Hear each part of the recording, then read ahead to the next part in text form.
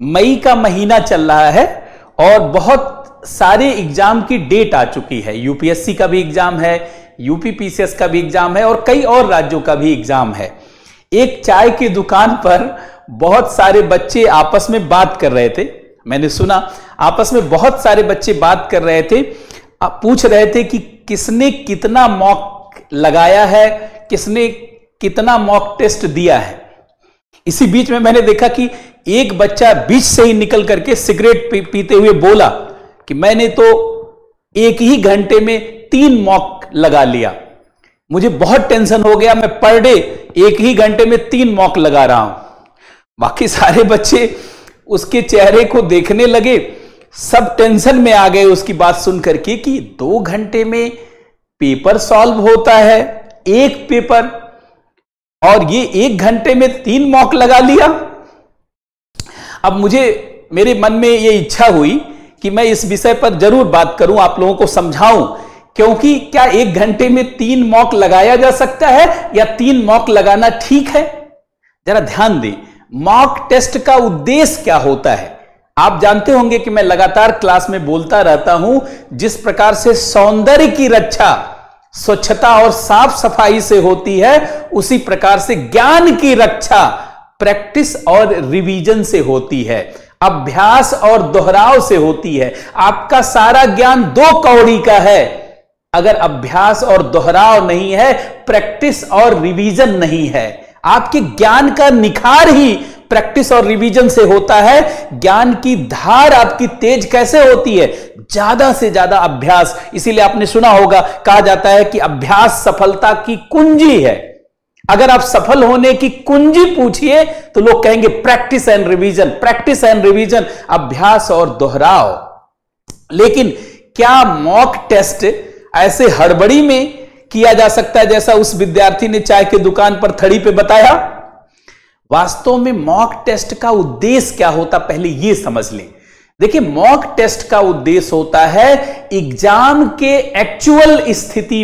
Actual exam की स्थिति में अपना मूल्यांकन करना, एग्जाम के सभी नियमों और शर्तों को, सभी कंडीशन को ध्यान में रखते हुए टेस्ट देना और यह पता करना कि क्या एग्जाम में जब हम शामिल होंगे, जब मुझे एग्जाम देने का मौका मिलेगा, तो वैसी स्थिति में हमारे अंदर कितनी क्षमता का विकास हुआ है, कितनी क्षमता हमारे अंदर विकसित हुई है।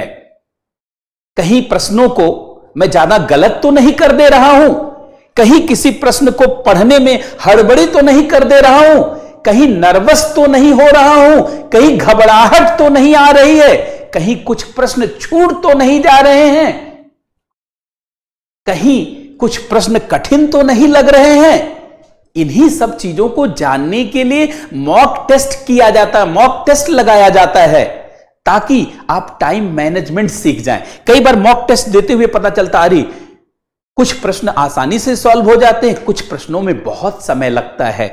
फिर आपको मॉक टेस्ट देते हुए ही पता चलता है कि किस सेक्शन पर हमें ज्यादा समय देना है, किस सेक्शन पर हमें कम समय देना है। मान लीजिए हिस्ट्री का क्वेश्चन पूछा गया तो इस पे मैं फटाफट मैं जवाब दे ले जाऊंगा, लेकिन इकोनॉमी के क्वेश्चन में मुझे सोचना पड़ेगा, साइंस एंड टेक्नोलॉजी के क्वेश्चन में सोचना पड़ेगा। ये जब मॉक टेस्ट देंगे तो पता चलेगा कि किस सेक्शन पर टाइम ज्यादा लगता है, किस सेक्शन पर टाइम कम लगता है, कौन सा सेक्शन हमारा ज्यादा तैयार है और फटाफट मैं कर ले जाता हूं, कौन सा सेक्शन कम तैयार है, ताकि उसकी तैयारी को स्पीड में लाया जाए, फिर उसकी तैयारी पर फोकस किया जाए। कौन सा सिलेबस का कौन सा पार्ट है जो छूट गया है, मैं नहीं पढ़ पाया हूं, मॉक टेस्ट से पता चलता, अरे ये पार्ट तो मैं पढ़ा ही नहीं हूं, इससे भी क्वेश्चन आता है। और सबसे बड़ी बात जो मॉक टेस्ट का अंतिम उद्देश्य होता है कि एक्चुअल एग्जाम की स्थिति में अपना मानसिक प्रबंधन देखना, मेंटल मैनेजमेंट देखना कि हमारा बौद्धिक प्रबंधन हो पा रहा है क्या, आते हुए प्रश्न कहीं गलत तो नहीं हो रहे हैं, या हमारा भावनात्मक प्रबंधन, इमोशनल मैनेजमेंट सही हो रहा है कि मैं घबरा जा रहा हूं, परेशान हो जा रहा हूं, स्ट्रेस में आ जा रहा हूं, क्योंकि एग्जाम देते हुए पूरी जिंदगी होश में आने लगती है, पूरा सारा जानते हैं, भविष्य भूत में किए गए सारे काम ध्यान में आने लगते हैं और भविष्य ऐसे सामने खड़ा दिखता है, बाप रे बाप, सारा लगता है भविष्य चौपट होने वाला है क्या, पिछले परीक्षा की तरह इस परीक्षा में भी मैं फेल होने वाला हूं क्या। ये जो मानसिक प्रबंधन है, ये मॉक टेस्ट लगा के ही सीखा जा सकता है कि हड़बड़ाहट तो नहीं है, घबराहट तो नहीं है, डर तो नहीं है, या प्रश्नों को तीव्रता के साथ समझने की हमारी योग्यता है या नहीं है। ऐसे बहुत सारी चीजों को हम समझते हैं, जानते हैं। अर्थात एग्जाम के एक्चुअल कंडीशन में जब हम एग्जाम देंगे तो वैसे ही स्थितियों के लिए हमारी कितनी तैयारी हो गई है और उसके लिए हम कितने तैयार हो गए हैं, मॉक टेस्ट का यही असली उद्देश्य है। लेकिन वो स्टूडेंट जो चाय की थड़ी पे, चाय की दुकान पे कह रहे थे 1 घंटे में हमने बहुत टेंशन हो गया मुझे, 1 घंटे में 3 मॉक लगा लिया, वो तो मॉक टेस्ट की रणनीति और सिद्धांत के विरुद्ध बात कर रहे हैं। मॉक टेस्ट देने वाला कभी टेंशन में नहीं आता, क्योंकि मॉक टेस्ट से टेंशन को कैसे रिलीज किया जाए, प्रेशर को कैसे जानते रिलीज किया जाए, स्ट्रेस का कैसे मैनेजमेंट किया जाए, कॉन्फिडेंस कैसे बढ़ाया जाए, आत्मविश्वास कैसे बढ़ाया जाए और बारीक से बारीक गलतियों से कैसे बचा जाए, यही तो सीखा जाता है। यही तो मॉक टेस्ट का उद्देश्य होता है। और वो सिगरेट पीते हुए बोल रहे हैं कि मैंने तीन मॉक लगा लिया और पर डे में 3 मॉक लगा रहा हूं। ये सब बातें एकदम निरर्थक जैसी लगती हैं और मॉक टेस्ट के उद्देश्य के और उसकी रणनीति के विरुद्ध जाती हैं। एक चीज ध्यान रखिए, आइंस्टीन का एक बात मुझे बहुत ध्यान में हमेशा आता है। आइंस्टीन ने कहा था कि किसी भी व्यक्ति के पास दिमाग कम नहीं होता, किसी का दिमाग ज्यादा जागृत हो गया है और किसी का दिमाग कम जागृत हुआ है। किसका दिमाग ज्यादा जागृत हुआ है? जिसने अपने दिमाग को जगाया है, जिसने अपने चित्त का जागरण किया है, जिसने अपने मस्तिष्क को और स्मृतियों को उभारा है। किसकी मस्तिष्क और स्मृतियां, किसका चित्त जागृत होता है? जो ज्यादा बार अभ्यास करता है, दोहराव करता है, मॉक करता है और एग्जाम की एक्चुअल स्थिति के लिए अपना मूल्यांकन करता है। तो मॉक टेस्ट आपको ये सारे अवसर देता है और बार बार अभ्यास और दोहराव से आप छोटी छोटी गलतियां करने से बच जाते हैं। कहा जाता है कि कोई व्यक्ति इसलिए असफल नहीं होता कि उसे बड़ी बड़ी बातें नहीं मालूम है, बल्कि इसलिए असफल हो जाता है कि जानते हुए प्रश्नों को गलत कर देता है। एग्जाम में जब प्रश्न सॉल्व कर रहे होते हैं तो स्टूडेंट को लगता है अरे मेरा तो 100 में 90 क्वेश्चन सही है, और जैसे एग्जाम से निकलते हैं, बाहर गेट तक आते हैं, कहते हैं अरे ये तो गलत हो गया। फिर ऑटो में बैठते हैं, गाड़ी में बैठते हैं, अपने रूम तक आते हैं, तब तक 10 क्वेश्चन गलत हो जाता है।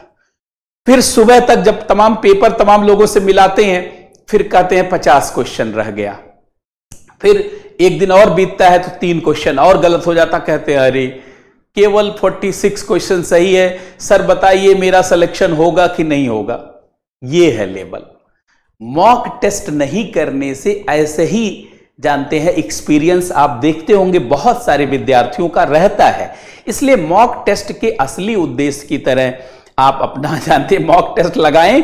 वो गांधी विहार में चाय की थड़ी वाले विद्यार्थी जो सिगरेट पी करके कह रहा था कि मैंने टेंशन हो गया 3 मॉक टेस्ट लगा रहा हूं, और दूसरे सारे लोग हड़बड़ा रहे हैं और वो कह रहे हैं कि बाप रे बाप ये तो 3 पर डे लगा रहा है, इस तरीके से अगले 10 दिनों में ये लगाएगा 30 मॉक, और मैं तो 4-5 भी नहीं लगा पाया।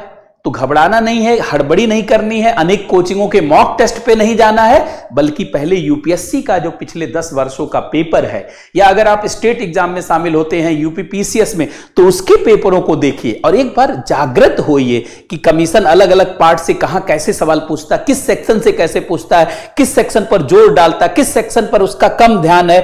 इन सब चीजों पर अपने आप को जागृत करिए, अपने को साक्षर करिए, अपने को जगाइए और फिर उन कमियों को दूर करिए। यही मॉक टेस्ट का उद्देश्य है।